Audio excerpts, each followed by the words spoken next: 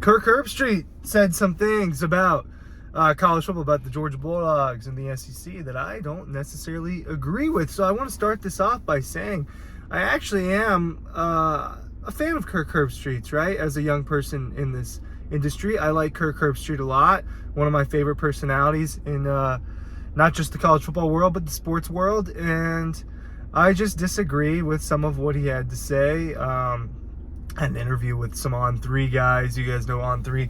And he made some comments about Georgia, LSU, and Alabama that are a little bit interesting. Oh, I got him going. Muted him. All right. But before that, down below, Double Dogs. You purchase that, you get the preview magazine free. Same promo deal we did last summer, where if you purchase Double Dogs, you get the preview magazine free. 2023 Double Dogs instead. All those you can buy separately in the description on our Shopify. In the description down below, make sure you're checking that out. All of that literature is just not going to be found anywhere else from anybody else. We do it a different way around here at Dawg Post, and you know that's why I'm sitting in a car right now. So Kirk Herbstreit essentially said that he leans LSU and Alabama over Georgia. And, you know, the conversation was mostly about, 2023, right? But it was a little bit more vague than that. But he's going on a tangent about how he doesn't bet against Alabama, right? Nick Saban, still Nick Saban. You know, they've got better players than they have had before, right? Maybe it's not their most talented roster, but it's not their least talented roster, I would argue. I do think, I'll talk about what he said first, and then I'll talk about what I think. And he's talking about how, it's May 31st. I suppose this interview was a couple days ago, May 31st, and, I still just don't bet against Alabama and Nick Saban. He brings in, what Brian Kelly and LSU did in his first year under that relationship, and he thinks that they're going to get the ball rolling. They beat Alabama last year. Mentioned how, they need. I think you need to win every game in college football for the most part. He, discussing, their need to try to beat them in Tuscaloosa this coming year. And then, he throws in Georgia and says when you talk about the SEC, it's going to be those three teams, talking about Georgia, LSU, and Alabama, but mentions that he's got LSU and Bama a little bit more ahead, and I don't understand it. I'm reading some commentary around it, and it just, I get it. I get Georgia's won 2 national championships, right? They just won the last 2 national championships. They beat LSU last year. They beat Alabama in the national championship the year before. If you just look at their rosters, Georgia's roster is probably the best of the 3 heading into 2023. Hard to argue Georgia doesn't have the best coaching staff. They've got a hell of a defensive recruiting class. Alabama, obviously, with the best class in this cycle. But Georgia, I mean, how is LSU ahead of Georgia? Is my question.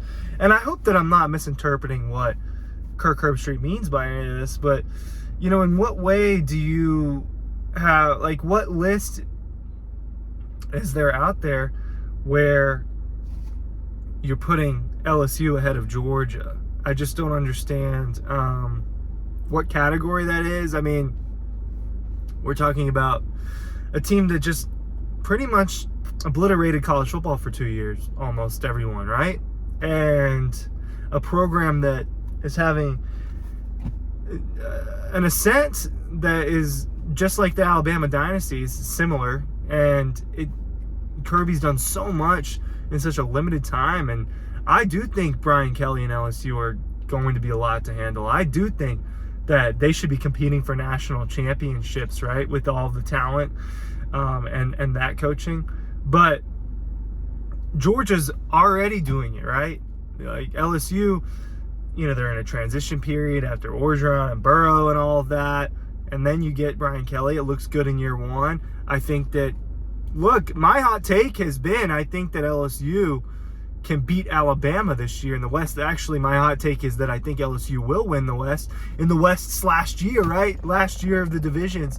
And so my hot take has been this whole offseason that I think LSU is going to win the West again and play Georgia in the SEC Championship. I think we're going to have the same SEC Championship this year as we did last year. But how do you have the team that's beaten both of those teams and the program that's beaten all these programs and the one with all of the success the last 2 years, and it doesn't feel like that's going away, right? Even if it's a slight regression, it's not going away. How do you have both of them? How do you have both of them? Does Alabama's quarterback situation make you feel good? It doesn't make me feel confident. Excuse me. It doesn't make me feel confident that Alabama is going to compete for a national championship. It doesn't, right? And I know they've competed for national championships with maybe worse situations. I mean, Blake Sims, Jay Coker era. How great was Greg McElroy? They were competing with him. Questions like that. You got Ty Simpson, Tyler Buckner, the transfer from Notre Dame. I don't know who their starting quarterback is, and I don't feel good about that because none of them have proven anything. Now, Georgia is in a similar situation. I personally know more about these Georgia quarterbacks and things of that nature. I do believe in Carson Beck, but I don't look at this Alabama quarterback situation. Like, the thing that, for me, that I struggle with Alabama in 2023 is, man, Bryce Young, to me, is the best quarterback they've had maybe ever, right? I think you can argue for that from a talent standpoint, all of that, right? I like him better than I like Tua and Jalen just as a college quarterback. He's just more talented. I don't know if that's really up for debate.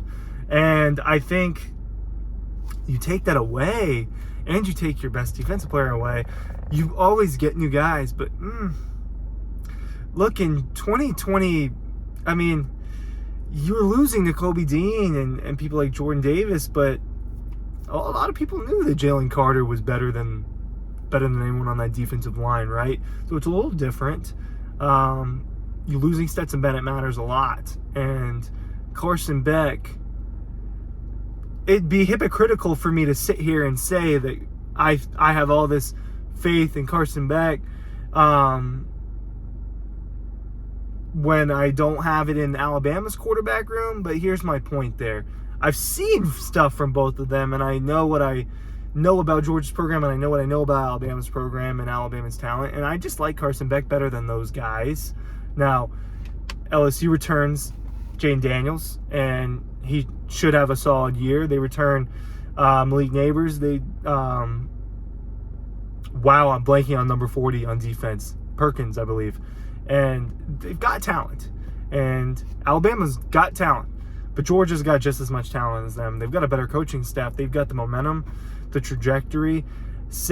Putting these programs ahead of Georgia in the current moment, I want that to be clear. In current time, Georgia is the best program. That's my take. What do you think about Kirk? I love you, but I thought this was a weird statement. Links down below. Thanks for watching.